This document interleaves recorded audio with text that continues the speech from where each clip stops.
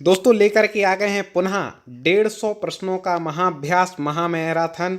NCERT पर आधारित प्रश्न हैं, बिल्कुल जैसे परीक्षाओं में आते हैं वैसे ही महत्वपूर्ण प्रश्न हैं। और दोस्तों आप हमारे इस महाअभ्यास को बड़ा पसंद करते हैं क्योंकि हम सारे सब्जेक्ट के पूरे सिलेबस के अनुसार आपके प्रश्न लेकर के आते हैं। तो आप किसी भी एग्जाम की तैयारी कर रहे हो, चाहे एमपी टेट वर्ग 3 की तैयारी कर रहे हो, यूपी टेट की तैयारी कर रहे हो, रीट की तैयारी कर रहे हो, सी टेट की तैयारी कर रहे हो, या और किसी भी टेट एग्जाम की प्राथमिक स्तर की तैयारी कर रहे हो जिसमें बाल विकास, पर्यावरण, हिंदी, संस्कृत और मैथ पूछी जाती है, उस सारी की तैयारी हम क्रम से आपको करा रहे हैं। आप हमारे चैनल से सब्सक्राइब करके तो जुड़ ही गए होंगे, और पिछले वीडियो ना देखे हो तो प्ले लिस्ट में जाके जरूर देखना। इस वीडियो को लाइक और शेयर करना। चलिए शुरुआत करते हैं आज के इस महत्वपूर्ण वीडियो की। निम्न में से कौन सा विकासात्मक कार्य उत्तर बाल्यावस्था में उपयुक्त नहीं है? इसी टाइप के ही बाल विकास के क्वेश्चन आएंगे। तो कौन सा कार्य नहीं है उत्तर बाल्यावस्था के लिए उपयुक्त? तो आपको बता दें, ABCD आप पढ़ते जाएं, हम सीधा उत्तर बताएंगे। पुरुषोचित या स्त्रीयोचित सामाजिक भूमिकाओं को प्राप्त करना ये उत्तर बाल्यावस्था के लिए उपयुक्त कार्य नहीं है। फिर कौन कौन से उपयुक्त कार्य? तो सामान्य खेलों के लिए आवश्यक शारीरिक कुशलताएं सीखना ये है, बाल्यावस्था में ही करेंगे। और क्या? वैयक्तिक आत्मनिर्भरता प्राप्त करना, अपने हम उम्र के साथ रहना सीखना। चलिए और देखें, इसी टाइप के बड़े बड़े क्वेश्चन आते हैं। देखें, सामान्य परिपक्वन से पहले प्रशिक्षित करना प्रायः क्या है? तो आपको बता दें कि लाभकारी या हानिकारक, यह इस पर निर्भर करता है कि प्रशिक्षण में किसी प्रकार की विधि का प्रयोग किया गया हो। ठीक है, सामान्य परिक्रम से पहले प्रशिक्षित करना क्या है, चाहे वो लाभकारी हो चाहे हानिकारी, लेकिन निर्भर किस पर है कि प्रशिक्षण में किसी प्रकार की विधि का प्रयोग होना चाहिए, ऐसे ही नहीं होना चाहिए। बिल्कुल इसी टाइप के क्वेश्चन आएंगे बड़े बड़े, आप बिल्कुल लगा के रख लेना इस बार पेपर में, ठीक है ना। आपको अपन को 150 प्लस का लक्ष्य, 150 नंबर का यदि पेपर है तो 135 प्लस का अपन को लक्ष्य बना करके पढ़ाई करनी है। अब देखें बहुत जोरदार क्वेश्चन। 5 वर्ष का राजू अपनी खिड़की के बाहर तूफान को देखता है, बिजली चमकती है। देखें आज कैसे क्वेश्चन आते हैं। और कड़कने की आवाज़ आती है, राजू शोर सुनकर उछलता है, बार बार यह घटना होती है। ठीक है, फिर कुछ देर शांति के पश्चात बिजली कड़कती, राजू बिजली की गर्जना सुनकर उछलता है। राजू का उछलना सीखने के सिद्धांत का किस सिद्धांत का उदाहरण है? सीखने के कौन से सिद्धांत का उदाहरण? बिजली कड़क रही, देख रहा है, सब कुछ हो रहा है, किस सिद्धांत का उदाहरण है? 4 ऑप्शन है, आप खुद बताइए कमेंट में पहले। तो आपको बता दें है क्या है, शास्त्रीय अनुबंधन का सिद्धांत है। ठीक है, शास्त्रीय अनुबंधन का सिद्धांत। अब मैं एक प्रश्न आपसे पूछता हूँ, शास्त्रीय अनुबंधन का सिद्धांत किसने दिया? कमेंट में आपको लिखना है। हम आपका टेस्ट ले रहे हैं, आपकी तैयारी नाप रहे कितनी है, और आपकी तैयारी इसी के साथ करा भी रहे, दोनों चीज़ें हैं। ठीक है, इन टेस्टों को लगाने के बाद आप में एक बहुत बढ़िया आत्मविश्वास आएगा। 10 टेस्ट सीरीज है, पूरी लगा गए, आपका बाल विकास समझ लेना बहुत सा कंप्लीट। और देखें, सकारात्मक दंड का निम्न में से कौन सा उदाहरण है? सकारात्मक दंड का आपको उदाहरण बताना। दंड कई प्रकार के होते हैं, तो सकारात्मक दंड क्या है? मित्रों के द्वारा उपहास। ठीक है, मित्र जो हंसी उड़ाते, दंड भली है लेकिन अपने मित्र हैं, कोई दिक्कत नहीं, चलता रहता है। सकारात्मक क्या है? दंड है। इससे ऐसा फर्क पड़ता है कि व्यक्ति मोटिवेट होता है और फिर ऐसे काम नहीं करता। इसी टाइप के क्वेश्चन आने वाले हैं, देखना आपके पेपर में। और देखें, आप चारों ऑप्शन में से सही बता दिया करें मेरे बताने से पहले। निम्न में से कौन सा कथन अभिप्रेरणा एक प्रक्रिया के संबंध में उपयुक्त नहीं है? अभिप्रेरणा एक प्रक्रिया, इसके संबंध में कौन सा कथन उपयुक्त नहीं है? 5वें का आपको उत्तर बताना है। तो वह है, यह व्यक्ति को अप्रिय स्थिति से दूर रखता है, ये उपयुक्त नहीं है। फिर कौन सा अभिप्रेरणा एक प्रक्रिया के संबंध में कौन कौन से कथन ठीक है? यह व्यक्ति को लक्ष्य की ओर ले जाता है, बिल्कुल अभिप्रेरणा ले जाती है, मोटिवेशन। यह व्यक्ति की शारीरिक आवश्यकताओं की संतुष्टि करता है। यह मनोवैज्ञानिक आकांक्षाओं को प्राप्त करने में सहायता करता है। तो बिल्कुल सही है। चलिए आगे, अब देखिए आप आगे लेते हैं। कुछ लोगों का कहना है कि जब बालकों को गुस्सा आता है तो वे खेलने के लिए चले जाते हैं, जब तक कि पहले से अच्छा महसूस नहीं करते। उनके व्यवहार में निम्न में से कौन सा प्रतिरक्षा तंत्र प्रतिलक्षित होता है? कौन सा प्रतिरक्षा तंत्र प्रतिलक्षित? गुस्सा आता है तो खेलने के लिए चले जाते, इससे तो आपको बता दें विस्थापन का, विस्थापन मतलब छोड़ करके चले जाना, तो वो प्रतिभाषित होता है। ठीक है, बिल्कुल इसी टाइप के आप 100% ऐसे ही क्वेश्चन आपके टेट एग्जाम में आने वाले हैं, बिल्कुल सोच के रख लें। और तैयारी करने के लिए आप चैनल की प्लेलिस्ट में जाके हमारा और वीडियो देख सकते हैं। चलिए देखें, समायोजन से तात्पर्य स्वयं का विभिन्न परिस्थितियों में अनुकूलन करना है। ताकि संतुष्ट किया जा सके। किसको संतुष्ट करना है? समायोजन के माध्यम से आवश्यकताओं को। ठीक है। और देखें, निम्न में से कौन सा व्यवहार भावनात्मक बाधा को प्रदर्शित नहीं करता है? व्यवहार भावनात्मक बाधा को प्रदर्शित कौन नहीं करता है? वह क्या है? स्वालीनता, ये प्रदर्शित नहीं करती है। ठीक है। निःशक्त बालकों की शिक्षा के लिए प्रावधान किया जा सकता है। कौन सा प्रावधान कर सकते हैं निःशक्त? समावेशित शिक्षा।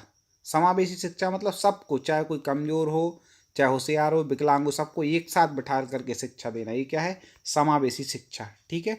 तो निःशक्त बालकों की शिक्षा के लिए कौन सा प्रावधान होना चाहिए? समावेशी शिक्षा का। और देखिए, निम्न में से कौन सी मानसिक मंदता की विशेषता नहीं है? यदि आपको प्रश्न अच्छे लग रहे हैं तो दोस्तों वीडियो एक बार लाइक कर दें। निम्न में से कौन सी मानसिक मंदता की विशेषता नहीं है? आपको ये विशेषताएं दी, इसमें से बताना है।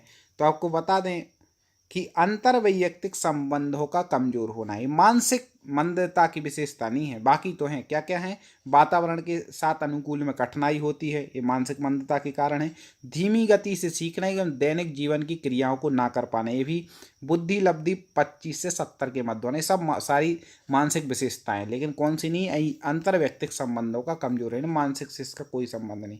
और देखें, राष्ट्रीय पाठचर्या रूपरेखा 2005 में गुणवत्ता आयाम शीर्षक के अंतर्गत अधिक महत्व दिया गया है। राष्ट्रीय पाठचर्या 2005 के बारे में पढ़ के जाने, क्वेश्चन पेपर में एक आध क्वेश्चन आता ही है।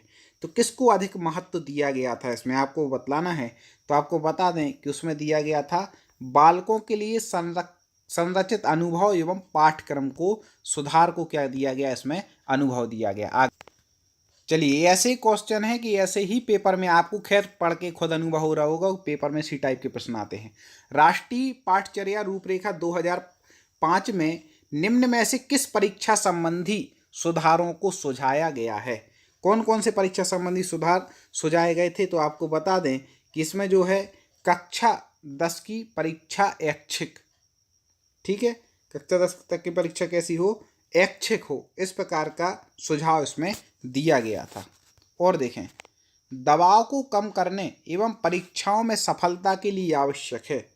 क्या आवश्यक है? दबाव को कम करना और परीक्षाओं में सफलता के लिए कम अवधि की परीक्षाओं में अंतरण। ठीक है, ये क्या है? दबाव को कम करता है, कम अवधि की जो परीक्षाओं में अंतरण दे देना। ठीक है, और सफलता भी मिल जाती, व्यक्ति तैयारी कर लेता है। मूल्यांकन का उद्देश्य है, वेरी मोस्ट है क्वेश्चन। मूल्यांकन का उद्देश्य क्या है? आखिर किस उद्देश्य से मूल्यांकन किया जाता है? तो आपको बता दें, उत्पादक जीवन जीने के लिए शिक्षा किस सीमा तक तैयार कर पाई का पुष्टिकरण करना, ये क्या है? मूल्यांकन का उद्देश्य है। और देखें, प्राथमिक विद्यालयों में बालकों के लिए निम्न में से किसे बेहतर मानते हैं? क्या बेहतर है प्राथमिक विद्यालयों में बालकों के लिए? तो आपको बता दें, स्वयं के द्वारा किया गया अनुभव सबसे बेस्ट है, इससे बेस्ट कुछ नहीं है। ठीक है, स्वयं के द्वारा जो अनुभव किया जाता है। हर जगह इनमें से सही ठोक के नहीं आना, नहीं तो कोई भी देखा फट से लगाया आगे बढ़े, नहीं भैया, अपन को सटीक उत्तर देखना है। ठीक है ना भाई? चलिए, बहुत अच्छे से आप तैयारी करें, पूरी तैयारी हम आपको कराएंगे, आप बिल्कुल टेंशन फ्री होकर तैयारी करें। ठीक है, और वीडियो हमारे चैनल पर देख लें। खिलौनों की आयु कहा जाता है, ये भी वेरी वेरी IMP। खिलौने की आयु किसको कहा जाता है? कौन सी अवस्था को? तो पूर्व बाल्यावस्था को क्या खिलौनों की आयु कहा जाता है। निम्न में से कौन सी पूर्व बाल्यावस्था की विशेषता नहीं है? कौन सी ऐसी जो पूर्व बाल्यावस्था की विशेषता नहीं है? तो आपको बता दें, खेलने की अवस्था, ये पूर्व बाल्यावस्था की विशेषता नहीं है। प्रश्न की अवस्था है, अनुकरण करने की अवस्था है, दल समूह बनाने की अवस्था है। ठीक है, तो ये है, लेकिन खेलने की अवस्था पूर्व बाल्यावस्था की विशेषता नहीं है। 30 प्रश्न अभी हम इसके ले रहे हैं, इसके बाद 30 प्रश्न पर्यावरण के। वीडियो को पूरा देखना, बिल्कुल भी मत छोड़ना, एक एक प्रश्न आपके लिए बहुत इंपॉर्टेंट है। उत्तर बाल्यावस्था में बालक भौतिक वस्तुओं के किस आवश्यक तत्व में परिवर्तन समझने लगता है? कौन सा वह आवश्यक तत्व है जिसमें परिवर्तन समझता है? तो आपको बताएं, द्रव्यमान, संख्या और क्षेत्र, इनमें क्या समझने लगता है? अंतर समझने लगता है। विकास का अर्थ है, वेरी वेरी IMP। विकास का क्या अर्थ है? आप इतना पढ़ते हैं विकास के बारे में, चलिए आप ही बताइए कि भाई विकास का अर्थ क्या है आपकी दृष्टि में। तो आपको बता दें, अभिप्रेरणा एवं अनुभव के फलस्वरूप होने वाले परिवर्तनों की उत्तरोत्तर श्रृंखला, यही क्या है? विकास का। आगे, विकास के संदर्भ में निम्न में से कौन सा कथन सत्य नहीं है? विकास के संदर्भ में कौन सा कथन सत्य नहीं? तो आपको बताएं कि विकास उकसाने बढ़ावा देने से नहीं होता है, ये कथन सत्य नहीं है। बाकी सही है।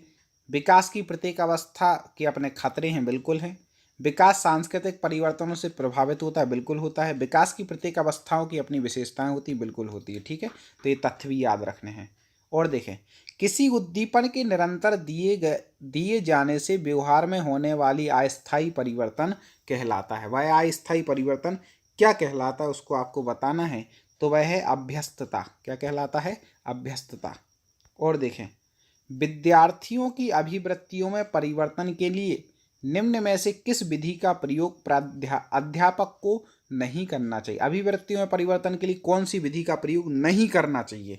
यहाँ पर ये पूछा गया है। कई बार लोग एक क्वेश्चन ही नहीं पढ़ते और जल्दी लगाए आते हैं, ये ध्यान रखना है कि नहीं करना चाहिए पूछा है तो आपको बतलाना। तो आपको बताएं, दबाव से किसी बात या विचार के लिए राजी करना, ये कभी नहीं करना चाहिए। टीचरों को दबाव नहीं डालना चाहिए, उनके स्वतंत्र। फिर क्या कर सकते हैं?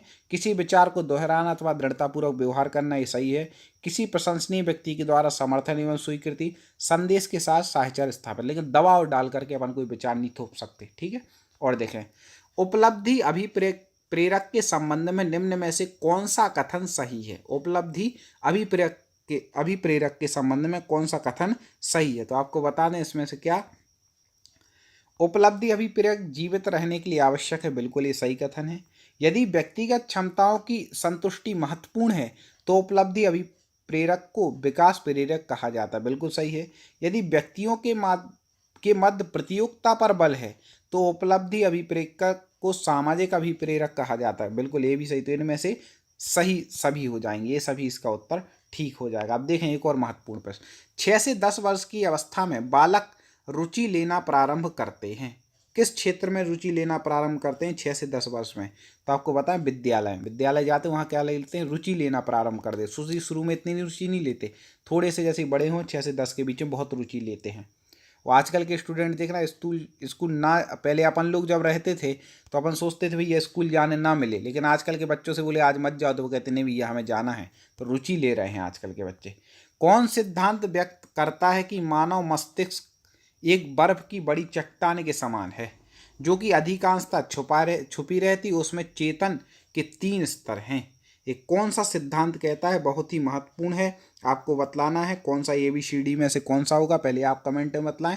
तो आपको बता दें, वह है मनोविश्लेषणात्मक सिद्धांत है, जो क्या कहता है कि मानव मस्तिष्क एक बर्फ की बड़ी चट्टान है जो अधिकांशतः क्या है, छिपी रहती है। और देखें, विद्यार्थियों के अच्छे मानसिक स्वास्थ्य को बनाए रखने के लिए निम्न में से कौन सा तरीका अधिक महत्वपूर्ण है? मानसिक स्वास्थ्य अच्छा बना रहे तो कौन सा तरीका अच्छा होगा? तो आपको बता दें, वह तरीका होगा अध्यापक की भूमिका एवं विद्यालयी वातावरण, वो तरीका ठीक होगा। और देखें, कमजोर वर्ग के बालक से तात्पर्य है, क्या तात्पर्य है कमजोर वर्ग के बालक से? ये 4 ऑप्शन आपको दिए हैं, उसमें से आपको उत्तर बतलाना है। तो उसका उत्तर हो जाएगा क्या है, ऐसे अभिभावकों के बालकों से जो सरकार द्वारा निर्धारित न्यूनतम सीमा की वार्षिक आय की सीमा से नीचे वर्ग में आते हैं। भाई क्या, कमजोर वर्ग के बालक कहलाते हैं, जो गरीबी की रेखा से क्या सरकार ने निर्धारित की उससे आय कम है तो कमजोर वर्ग हो गया। ठीक है, 27 होगा। 3 प्रश्न और बचे, इसके बाद हम पढ़ेंगे पर इससे पहले एक बात बता दें कि आपको तो यूट्यूब पे लिखना है टॉप 50 स्टडी और हमारे सारे वीडियो आपको मिल जाएंगे और आप भड़ाभड़ पढ़ाई करते जाएं, बिल्कुल एक भी मिस नहीं करना आंसर, अच्छे से सारे क्वेश्चन सारे वीडियो आप हमारे देखें।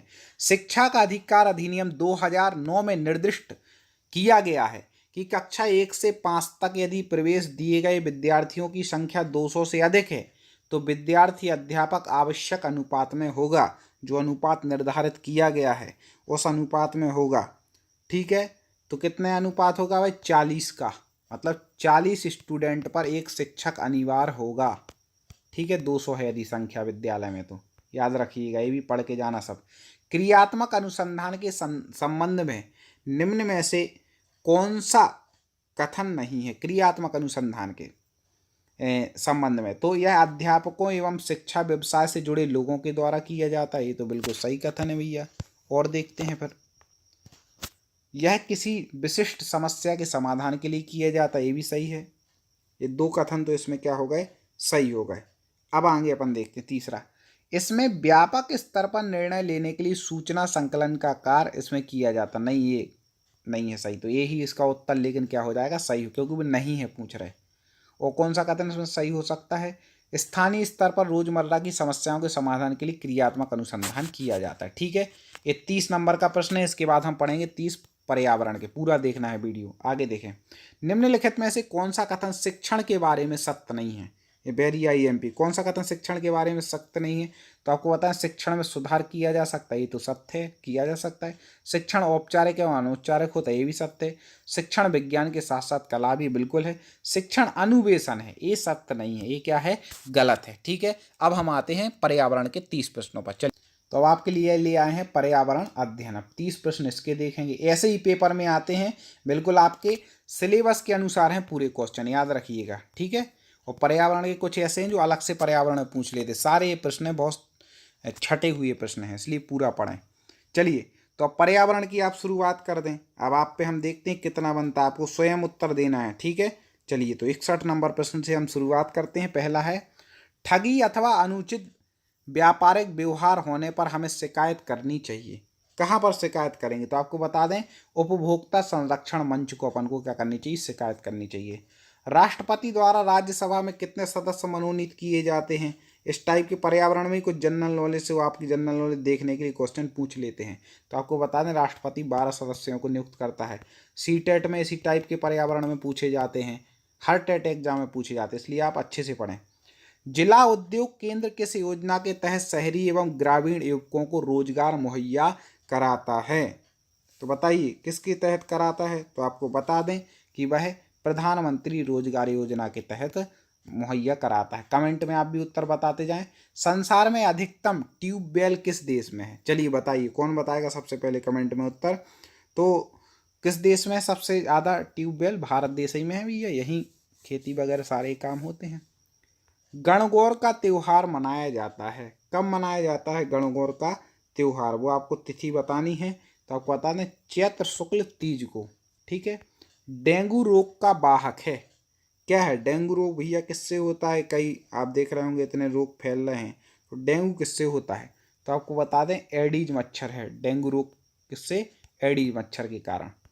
मनुष्य के शरीर की जैव रासायनिक प्रयोगशाला है, ये भी कई बार पूछा गया, वेरी IMP प्रश्न है। तो ये कौन है, यकृत। मनुष्य के शरीर की जैव रासायनिक प्रयोगशाला क्या है, यकृत। पल्स पोलियो कार्यक्रम का उद्देश्य, पर्यावरण के लिए वेरी IMP, पल्स पोलियो जो होता है उसका कार्यक्रम का उद्देश्य क्या है, किस उद्देश्य से होता है, तो आपको बता दें, पोलियो का संपूर्ण उन्मूलन करना, इस उद्देश्य से होता है। ठीक है, कश्मीरी चोगा कहलाता है, क्या कहलाता है भैया, कश्मीरी चोगा, बताइए, आपने पढ़ा है। फिरन, क्या कहलाता है, फिरन। कुत्ता मछली का आवास है, कुत्ता मछली जो होती है उसका आवास क्या है, तो आपको बता दें, समुद्र, समुद्र में रहती मछलियाँ, कुत्ता मछली भी होती है उन्हीं पर चाहती हूँ मैं। ठीक है, 71, निम्नलिखित में से किसका वेग अधिकतम है, ये 4 प्रकार के वेग हैं, इनमें किसका वेग सबसे ज़्यादा होता है, वो आपको बतलाना है। तो आपको बता दें, सबसे ज़्यादा वेग प्रकाश का होता है, कितनी स्पीड से आ जाता है ऊपर से नीचे। ठीक है, चलिए आगे 72 देखते हैं। आगे और बहुत बहुत महत्वपूर्ण प्रश्न है, इसलिए आप हमारे चैनल से जुड़े रहें। और एक और बात, यदि आप हमारे चैनल के सब्सक्राइबर ना हो तो सब्सक्राइब जरूर कर लेना, और सिलेबस के अनुसार पढ़ने के लिए प्लेलिस्ट में जाकर के पूरी क्लासें आप पढ़ लें। चलिए देखते हैं आगे। सौर सेल द्वारा किस ऊर्जा को विद्युत ऊर्जा में बदला जाता है, वेरी IMP प्रश्न है। ठीक है, किसको बदला जाता है, तो आपको बता दें, प्रकाश ऊर्जा को किस में बदला जाता है, विद्युत ऊर्जा में बदला जाता है, किसके द्वारा, सौर सेल के द्वारा। आपने देखे होंगे सौर सेल लगे रहते ऊपर, प्रकाश की ऊर्जा को लेकर के विद्युत बनाते हैं, विद्युत ऊर्जा में। हवा में सर्वाधिक मात्रा में पाई जाने वाली गैस है, वेरी IMP पर्यावरण का प्रश्न।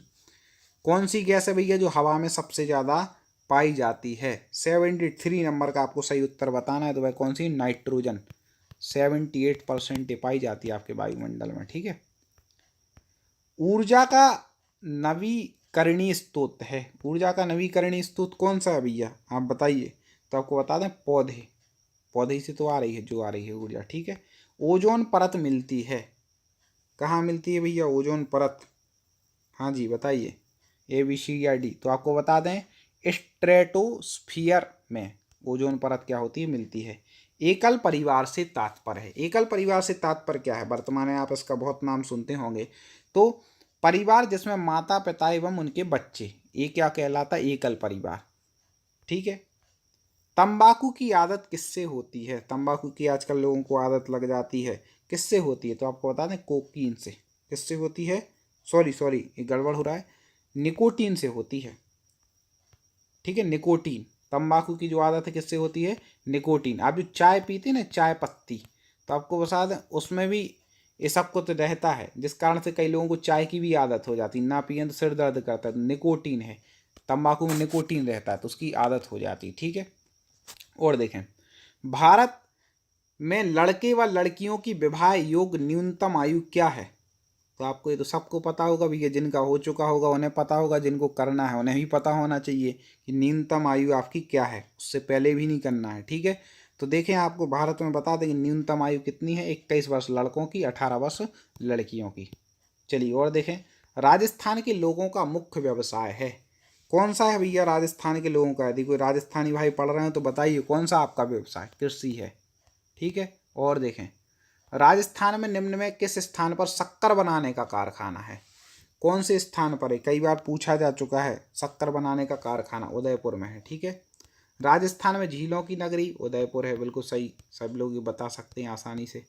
और देखें, विजय स्तंभ किसने बनवाया? वेरी वेरी आईएमपी प्रश्न है। किसने बनवाया भैया? महाराणा कुंभाजी ने क्या बनवाया था? विजय स्तंभ बनवाया। ठीक है दोस्तों, आपको क्वेश्चन पसंद आ रहे होंगे। चलिए आगे और हम प्रश्नों पर चर्चा कर लेते हैं। एक बार लाइक जरूर कर देना वीडियो को। निम्नांकित यातायात संकेत हैं, जो ये संकेत दिए रहते हैं, तो कैसे हैं ये? किस चीज़ के हैं? 4 हैं, मुख्य सड़क, पैदल पार पथ, या फिर रेलवे क्रॉसिंग, या सक्रिय पुलिया। आप बताइए भैया, आपको देख करके क्या लग रहा है, किसके हैं ये? तो आपको बता दें, हैं सक्रिय पुलिया का। आपने बना भी रहता है, कई बार आप रोड से जाते होंगे। एटीएम का पूरा रूप, वेरी वेरी आईएमपी, क्या है भाई एटीएम का? आप पैसे निकालते हो इतने, अब बताओ इसका फुल फॉर्म बताइए आप। तो आपको बता दें कि एटीएम का फुल फॉर्म होता है ऑटोमेटेड टेलर मशीन। ठीक है, ऑटोमेटेड टेलर मशीन, एटीएम का फुल फॉर्म। आगे देखें, कंप्यूटर के माध्यम से भेजे जाने वाले संदेश को कहते हैं, हर कोई जानता है भैया, कंप्यूटर से आप क्या भेजते हैं? ईमेल भेजते हैं। मेल भेजते हैं कि नहीं? ईमेल। ठीक है, सबकी ईमेल आईडी भी होगी, वही है। और देखें, वेरी वेरी आईएमपी, सीएनजी का पूरा नाम, सीएनजी क्या कहलाती है? सीएनजी बताइए, आप कहाँ पर उपयोग करते हैं सीएनजी का? तो क्या है सीएनजी का पूरा नाम? फुल फॉर्म आपको बताना है तो आपको बता दें, कंप्रेस्ड नेचुरल गैस। ये क्या है? कंप्रेस्ड नेचुरल गैस, सीएनजी, जो गैस सिलेंडरों में भरी जाती है। ठीक है। वन्य जीव सप्ताह मनाया जाता है, वेरी आईएमपी है। वन्य जीव सप्ताह कब से कब तक मनाया जाता है? 1 अक्टूबर से 7 अक्टूबर तक वन्य जीव सप्ताह मनाया जाता है। और देखें, राजस्थान राज्य के राज्य वृक्ष, राज्य पक्षी और राज्य जंतु क्रमशः हैं। वृक्ष, पक्षी और जंतु, तीनों चीज़ें आपको बतानी है। तो खेजड़ी क्या है? वृक्ष है। गोडावड़ पक्षी है, और चिंगारा राजकीय जंतु है। मध्य प्रदेश वाले इसी मध्य प्रदेश की याद कर लेना, उत्तर प्रदेश वाले उत्तर प्रदेश के, जो जिस राज्य के हैं इसी टाइप के क्वेश्चन याद कर लें। पदार्थ की किस अवस्था में अणुओं के मध्य की दूरी न्यूनतम होती है? कौन सी अवस्था में अणुओं की मध्य की दूरी बिल्कुल न्यूनतम होती है? तो आपको बता दें, वो ठोस अवस्था में होते हैं तब होती है। और देखें, कौन सा राज्य टाइगर स्टेट के नाम से जाना जाता है? वेरी वेरी आईएमपी, आपको बता दें। अगला वीडियो आप तक मिले इसलिए आप चैनल को सब्सक्राइब करके बेल आइकन को दबा लेना। और एक निवेदन होगा, इसकी लिंक को आप आगे तक जरूर शेयर करना, जिससे और दोस्त भी आपके साथ ही इस टेस्ट को पढ़ सके। तो आपको बता दें, टाइगर स्टेट है मध्य प्रदेश, एमपी। ठीक है, अभी जो टेट एग्जाम हो रहा है दोस्तों, इस प्रकार से हमें अभी तक 60 प्रश्न हो गए हैं कुल। अब 30 प्रश्न आगे हम हिंदी के पढ़ेंगे, 30 संस्कृत के और 30 गणित के। तो पूरे आपको जैसे जैसे आपके सब्जेक्ट हैं क्रम से पढ़ते जाएं, जिसके जो सब्जेक्ट हैं दोस्तों, आपको बिल्कुल पूरी तैयारी परफेक्ट हम यहाँ पर करा रहे हैं। तो आप हमारे 150 प्रश्नों के पिछले महाअभ्यास आपने ना देखे हों तो प्ले लिस्ट में जाके ज़रूर देखना और इसको आगे भी शेयर करना। तो चलिए शुरुआत करते हैं हिंदी के 30 प्रश्नों पर। दोस्तों हिंदी के 30 प्रश्नों पर चर्चा करें उससे पहले आपको बता दें कि हिंदी के बहुत सारे वीडियो हमारे प्लेलिस्ट में जाकर के आप देख सकते हैं। एक प्लेलिस्ट है हिंदी 1000 प्रश्न, वो जरूर देख लेना। और एक प्लेलिस्ट है हिंदी ग्रामर टेस्ट, जिसमें 100 प्रश्नों के लगभग 8 टेस्ट अपलोड हो चुके हैं। आप उनको पढ़ लेंगे तो हिंदी की तैयारी परफेक्ट हो जाएगी। चलिए तो शुरुआत करें। ए राकेश यहाँ आओ, इस वाक्य में कौन सा कारक है? जल्दी से कमेंट करना है दोस्तों। ए राकेश यहाँ आओ, तो शुरू में ही क्या कह रहा है? ए राकेश एक क्या कर रहा है? एक प्रकार का संबोधन कर रहे हैं, तो संबोधन कारक है। ठीक है। मीठा की भाववाचक संज्ञा होगी, कई बार पूछा गया प्रश्न है। मीठा की भाववाचक संज्ञा क्या हो जाएगी? तो आपको बता दें मीठा की भाववाचक संज्ञा हो जाएगी मिठास। लाइक जरूर करते जाना बस दोस्तों आप वीडियो को, इससे हम और वीडियो ऐसे लाते रहें। मुझे किस प्रकार का सर्वनाम है? मुझे। ठीक है। तो आपको बता दें कि मैंने बताया था कि जब वह की बात हो तो क्या प्रथम पुरुष होता है, तुम की बात हो तो उत्तम पुरुष, और मेरे की बात हो, स्वयं की, मैं की बात हो तो उत्तम पुरुष होता है। सॉरी, तुम की बात हो तो मध्यम पुरुष, और मैं की बात हो तो उत्तम पुरुष, क्योंकि मैं मतलब मैं अपने आप को हर कोई क्या मानता है? उत्तम मानता है। इस हिसाब से आप लगा लेना। मीरा ने आधा लीटर दूध पी लिया में विशेषण है। जल्दी से बता दें। इसमें बड़े कई लोग गलती करके आते हैं, संख्यावाचक लगा आते। गलती मत करना। संख्यावाचक जब होगा जब बोला जाएगा कि 2 किलो, 500 या 100 ग्राम, 100, इस प्रकार से। जब ये लीटर वगैरह में जो होता है परिमाणवाचक। क्या कहलाते हैं? परिमाणवाचक। 2 लीटर, 10 लीटर, इस प्रकार से परिमाण है। ठीक है। निम्नलिखित में से किस वाक्य में सकर्मक क्रिया है? सकर्मक क्रिया मतलब कर्म से सहित क्रिया होनी चाहिए। ठीक है। तो वो कहलाती है सकर्मक क्रिया। तो किस में हो जाएगी? उसने कार बेच दी। ठीक है। उसने इसमें कर्ता हो गया, उसकी जगह सर्वनाम प्रयोग है। कार यहाँ पर क्या हो गया? कर्म हो गया। और बेचना क्या हो गई? क्रिया। तो इस प्रकार से सी में ठीक हो जाएगा। आगे देखते हैं। निम्नलिखित में से कर्तृवाच्य का वाक्य है। कर्तृवाच्य मतलब जिसमें कर्ता की प्रधानता होती है। ठीक है। और कर्ता कारक भी रहता है। तो तुलसीदास ने रामचरितमानस लिखी। कर्ता ने, इसका कारक चिन्ह भी है, और तुलसीदास की यहाँ पर प्रधानता है। ठीक है। तुलसीदास जी कर्ता हैं। आगे देखें। मैं खाना खा चुका था, इस वाक्य में कौन सा भूतकाल का भेद है? मैं खाना खा चुका था, जल्दी से बता दें। हाँ, ये मैं खाना खा चुका था जब आ जाए तो पूर्णभूत, मतलब एक काम मैंने पूरा कर लिया, पूर्णभूत हो गया। किस वर्ण का उच्चारण स्थान कंठ तालु है? कई बार पूछा गया प्रश्न है, वर्णमाला से संबंधित प्रश्न है। तो कंठ और तालु किस वर्ण का उच्चारण स्थान है? तो आपको बता दें, हमने सूत्र बताया था संस्कृत में, ए दौ तौ कंठ तालु, मतलब ए और आई, इसके उच्चारण क्या है? स्थान क्या है? कंठ और तालु है। दोस्तों हमारी संस्कृत वर्णमाला का एक वीडियो अपलोड है जिसमें उच्चारण स्थान बताए हैं, तो आप वो जरूर देख लीजिएगा। हिंदी वाले भी देख लेना, उसमें हमने सूत्र के माध्यम से बता दिया। चाहे आप हिंदी के कर लो चाहे संस्कृत के, वर्ण वो ही है उच्चारण स्थान, तो आप वो देख लीजिएगा, जिससे सरल हो जाएगा। आप 5 लाइन याद कर लेंगे मेरी बताई हुई, आपको सभी शब्दों के उच्चारण स्थान आ जाएंगे। ये दिया है विराम चिन्ह प्रयुक्त होता है, बराबर वाला जो दिया है ना, ये किस लिए प्रयुक्त होता है? जल्दी से बता दें। तो आपको बता दें, ये होता है तुल्यता सूचक शब्द के लिए। ठीक है। तुल्यता, जब तुल्यता की जाती है। गो का सामान्य बहुवचन दिए गए विकल्पों में से कौन सा है? गो का आपको बहुवचन बताना है। हाँ, बिल्कुल सही पहचान रहा है, गो का हो जाएगा गोएं। ठीक है। आगे गायें हो जाए गोएं। ठीक। विचित्र के 3 समानार्थी शब्द दिए गए हैं, एक शब्द समानार्थी नहीं है। ठीक है। उस शब्द का चयन कीजिए, समानार्थी नहीं है। विचित्र का समानार्थी इनमें से कौन सा नहीं है? विलक्षण तो है, अनूठा भी है, और भिन्न भी है, रहस्यमय नहीं है। तो इसका उत्तर ठीक हो जाएगा। बर का स्त्रीलिंग होगा, सभी लोग जानते हैं, एक होता है बर और एक होती है बधू। बर बधू बोलते ना, तो बर का स्त्रीलिंग क्या हो जाएगा दोस्तों? बधू हो जाएगा। ठीक है दोस्तों, बस आपको एक काम करना है कि अपने इस चैनल से 3 नए लोगों को जोड़ना है। इसकी लिंक को आप आगे शेयर कीजिए वीडियो की, और भी लोग जुड़ सकें, वो भी पढ़ सकें, अपने मित्रों को बताइए। इतना काम आप कीजिए। बाकी 150 प्रश्न की हम महाअभ्यास महामैराथन आपके लिए लाई रहे हैं। लालटेन शब्द निम्नलिखित वर्गों में से किस वर्ग में आता है? लालटेन जल्दी से बता दें लालटेन किस में आता है, तो आपको बता दें लालटेन जो है विदेशज शब्द है। कैसा है? विदेशज। अभिकारी शब्द क्या होते हैं? अभिकारी मतलब जिनमें कोई विकार ना हो, जो जैसे हैं वैसे ही प्रयुक्त हो। जैसे प्रति है, भाई किसी भी लिंग वचन कारक के साथ हो प्रति ही रहेगा। यथा, प्रति, ये सब क्या है? अव्यय। तो अभिकारी शब्द क्या होते हैं? अव्यय होते हैं।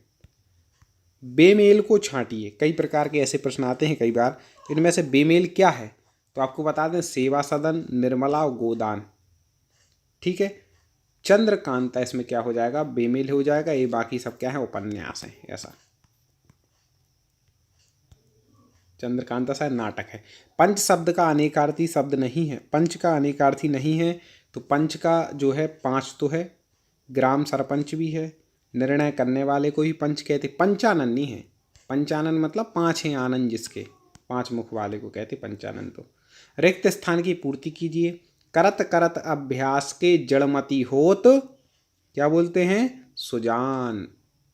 कि अभ्यास करते रहो तो हमारी जो जड़ बुद्धि है वो भी सुजान हो जाएगी, उसमें भी ज्ञान आ जाएगा। ठीक है, सुबुद्धि हो जाएगी। तो आप भी हमारे इन अभ्यास प्रश्न पत्रों को लगाते रहें, आपकी बुद्धि इतनी बढ़िया हो जाएगी अभ्यास करते करते कि जब 150 प्रश्न आपके सामने साक्षात आ जाएंगे ना शिक्षक भर्ती की, तो खटाक खटाक लगाते आओगे। इसलिए हम ही लेकर के आ रहे हैं। तो हिंदी के भी आप अभ्यास लगा लें, संस्कृत वाले संस्कृत के लगा लें, बाल विकास जो आप सब्जेक्ट कर रहे हैं सब विषय के हमारे यहाँ अभ्यास है। आपको जो करना हो बड़ी आराम से लगाएं। खर शब्द निम्नलिखित में से एक अर्थ का नहीं है। खर का एक अर्थ नहीं है, इनमें से बताना है। जल्दी से बता दें क्या नहीं है। तो बाण नहीं है, बाकी गधा, तिनका और एक राक्षक है, राक्षस है। अतः शब्द का समानार्थी पहचानी। अतः का समानार्थी पहचानना है। जल्दी से बता दें। अतः, अतः का हो जाएगा हाँ परिणामतः। ठीक है, परिणामतः। ठीक है, अपन नहीं बोलते अतः ऐसा करना चाहिए, मतलब परिणामतः ऐसा करना चाहिए। सुशिक्षित में उपसर्ग है। उपसर्ग शब्द के पहले लगते हैं। जल्दी से बता दें सुशिक्षित में कौन सा उपसर्ग है। तो आपको बता दें कि यहाँ पर शिक्षित शब्द में सु उपसर्ग लग गया, तो क्या बन गया? सुशिक्षित बन गया। धड़ाक में प्रत्यय है, प्रत्यय शब्द के बाद में लगते हैं। जल्दी से बता दीजिए। धड़ाक में आक प्रत्यय हो जाएगा। धड़ शब्द में आक प्रत्यय लगाने से क्या बनेगा? धड़ाक बनेगा। आप लोग भी कमेंट बहुत अच्छे करते जाएं। कई मित्र इतने अच्छे कमेंट में उत्तर देते हैं, उनकी तैयारी देख करके बड़ी प्रसन्नता होती है। मक्खन का तत्सम शब्द है। मक्खन, जल्दी से बता दें मक्खन का तत्सम क्या हो जाएगा? हाँ बिल्कुल सही, मक्खन का होता है मृक्षण। याद रखिएगा, IMP है मृक्षण। निम्नलिखित में से तद्भव शब्द है। तद्भव शब्द जल्दी से बता दें। तद्भव शब्द क्या है? बंदर तद्भव, या कि बानर, पवन और पर्यंक तत्सम है। एक और बात दोस्तों, कई मित्र बोलते सर हमें आपसे जुड़ना है, कैसे जुड़ें? कुछ नहीं करना है, आप हमारे चैनल को सब्सक्राइब कर लें, बेल आइकन को दबा लें, तो आप हमसे सब्सक्राइब करके जुड़ गए। अब जो भी वीडियो हमारा अपलोड होगा इस प्रकार का, आपको उसकी जानकारी जाएगी। आप उसको जब भी समय मिले आप देख सकते हैं। ठीक है, और पिछले वीडियो देखने के लिए प्लेलिस्ट में जा सकते हैं। षटपद का पर्यायवाची शब्द है। षटपद का पर्यायवाची जल्दी से बता दीजिए क्या हो जाएगा? हाँ, 6 पैर किसके होते? षटपद मतलब 6 पैर वाला, तो उसका हो जाएगा आपको सही उत्तर इसमें हो जाएगा बी, भ्रमर। ठीक है, भौरे के होते हैं 6 पैर। निम्नलिखित में से कौन सा शब्द गणेश का पर्यायवाची नहीं है? नहीं है पूछ रहा है, याद रखिएगा, नहीं तो कई लोग देखे गणेश का पर्यायवाची हाँ विनायक होता है, आगे लगाया और जल्दी से भाग गए, गलती करके आ जाते। ये नहीं करना, 4 ऑप्शन हमेशा देखना। परफेक्ट उत्तर पता है फिर भी। तो गणेश का पर्यायवाची विनायक तो है, एक दंत भी है, एक दांत था ना हाथी जैसा, लंबोदर भी है, पेट लंबा था। धनद नहीं है, बाकी विनायक, एक दंत और लंबोदर है। इस प्रकार से दिए गए शब्द में शुद्ध वर्तनी वाला शब्द है। जल्दी से शुद्ध वर्तनी पहचान लें। हाँ, तो आपको बता दें सर्वोत्तम में एक और ता होना चाहिए, गलती है। संसारिक नहीं होता है, सांसारिक होता है, गलती है। कीर्ति में छोटे की मात्रा होती है, गलती है। सच्चिदानंद बिल्कुल ठीक है। आगे दोस्तों, प्रश्न पसंद आ रहे हैं, वीडियो को लाइक अभी तक ना किया हो करें। निम्नलिखित में से कौन सा वाक्य शुद्ध है? शुद्ध वाक्य आपको पहचानना है। हाँ, तो आपको बता दें फूलों की सौंदर्यता दर्शनीय है, गलत है भैया। यहाँ ताज़ा और गर्म भैंस का दूध मिलता है, गलत है, ताज़ा ही बोला, गर्म ही। उसे मृत्युदंड की सज़ा दी जाए, अब मृत्युदंड बोल दिया, वो अपने आप में एक सज़ा, गलत है। तो प्रयुक्त में से कोई नहीं, कोई भी शुद्ध नहीं है, सारे अशुद्ध हैं। ठीक है, आगे। निम्नलिखित में से संयुक्त वाक्य का चयन कीजिए। संयुक्त वाक्य मतलब जो दो वाक्यों को जोड़ देता है, बीच में और इत्यादि लग के या कुछ और लग करके। तो आपको बता दें, संयुक्त वाक्य मैंने ही बता दिया, और इत्यादि लग जाता है तो उसने खाना खाया और सो गया, ये संयुक्त वाक्य यहाँ पर हो जाएगा। ठीक है दोस्तों, आगे और प्रश्नों पर चर्चा करते हैं। मैंने दो प्रश्न छोड़ दिए, वो आपके उपयोग के नहीं थे। दो वर्णों के मेल से होने वाले विकार या परिवर्तन को कहते हैं।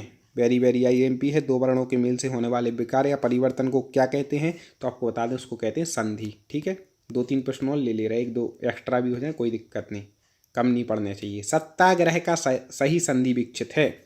हमने ट्रिक से संधि पढ़ाई है, आप लोगों ने जरूर पढ़ ली होगी, और पढ़ ली होगी तो फिर आपको टेंशन लेने की आवश्यकता ही नहीं है। आप पर गारंटी से बन गया होगा कि इसमें दीर्घ स्वर संधि है। ट्रिक में बताया था, बीच में बड़ा आ बड़ी हो जाए तो सत्य प्लस आग्रह दीर्घ स्वर संधि यहाँ पर हो जाएगी। जिसे जीता ना जा सके उसके लिए उपयुक्त शब्द क्या हो जाएगा? जिसको जीता नहीं जा सकता है उसके लिए यहाँ पर शब्द हो जाएगा अजेय, मतलब जिसको जीता नहीं जा। दोस्तों यहीं तक रहने देते हैं, ये हिंदी के प्रश्न लगभग 30 से ज़्यादा हो गए हैं। अब हम पढ़ते हैं संस्कृत के प्रश्नों पर। ठीक है, इसके आगे क्रम से आपके सभी सब्जेक्ट लेते जाएंगे। बगीचे में 5 पेड़ हैं, उपर्युक्त वाक्य संस्कृतानुवादम करो तू। तो बगीचे में, पंचमी तो पहले ही आना चाहिए यहाँ पर, तो उद्यानेषु क्या आ जाएगा? उद्यानेषु। अब उद्यानेषु, क्योंकि बगीचे कितने हैं भाई? बगीचे बहुत सारे हैं कि पेड़ बहुत सारे हैं? पेड़ हैं ज़्यादा, बगीचा तो एक ही है, इसलिए ये उद्यानेषु जो पहला लिखा है तो गलत हो ही जाएगा। पहले ही अपन ने शब्द देख कर लिया। अब देखें, उद्यानेषु इसमें है तो ये भी गलत, उद्यानेषु इसमें है तो ये भी गलत। उद्याने आना चाहिए। क्या आना चाहिए? उद्याने, मतलब बगीचे में, बगीचों में नहीं है, बगीचे में है, तो ये तो सीधा एक ही में लिखा, तो आप समझ सकते हैं। पेड़ पंच, अब कितने ज़्यादा हैं तो वृक्ष नहीं, वृक्षा, क्योंकि 5 पेड़ हैं। संति बहुवचन, तो इस प्रकार से आप समझ सकते हैं। ठीक है, आगे देखें। आगे जो है, अधस्तैन युग्मानाम समीचीनाम तालिकाम चुनो। आपको समीचीन तालिका यहाँ पर चुननी है। कौन सही तालिका है? तो आपको बता दें कि इसमें हमें क्या करना है, जोड़ी मिलाना है। तो जोड़ी को मिला लेते हैं भाई। चलिए शुरुआत करते हैं। सबसे पहले लिखा है रत्नावली।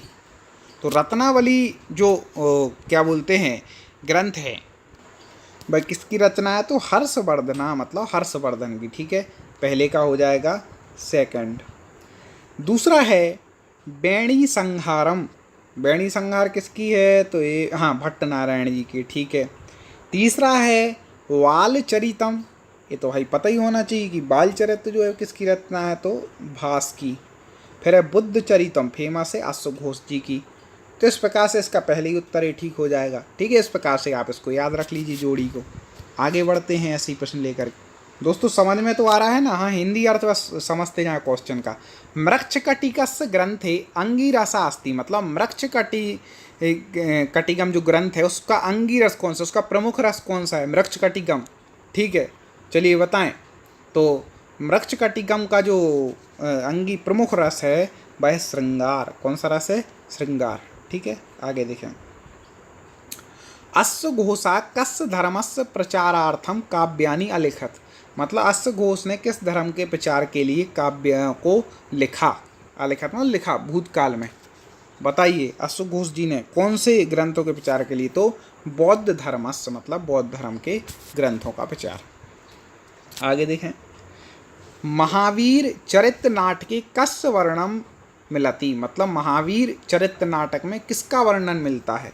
4 ऑप्शन है, जल्दी से आपको उत्तर बतलाना है। तो महावीर चरित्र नाटक में राम का, याद रखिएगा, कई लोग कंफ्यूज हो जाते हैं, राम जी का वर्णन है। ठीक है, राम जी का चरित्र है। और देखें, महर्षि वेदव्यासा कति भी वर्षे महाभारतम कृतवान, मतलब महर्षि व्यास ने कितने वर्षों में महाभारत की रचना की? कितने वर्ष लगे उन्हें महाभारत लिखने में? तो आपको बता दें, त्रिभी, मतलब 3 वर्षों द्वारा इस एक काम उन्होंने कर लिया। ठीक है, आगे देखें। क्षीयन्ते खारिस्थान भूषणानि सततम अत्र अवयवम वर्तते रिक्त स्थाने, इनमें से रिक्त स्थान में कौन सा अवयव होगा? ठीक है, अव्यय, सॉरी, अव्यय हो गया, अव्यय, अव्यय कभी कभी गड़बड़ हो जाता है। अति उत्साहकता में आपको पढ़ाने के लिए बड़े उत्साहित हैं। क्षीयन्ते खालिस्तान भूषणानि सततम, अव्यय बताना है आपको, तो इसमें जो सही अव्यय हो जाएगा ABCD में से, या फिर 1 2 3 4 में, तो खलु, खलु मतलब निश्चय से। ठीक है, खलु मतलब क्या होता है, निश्चय से। आगे देखें, नमः इति अव्ययस्य योगे विभक्ति प्रयुज्यते, नमः के योग में कौन सी विभक्ति होती है।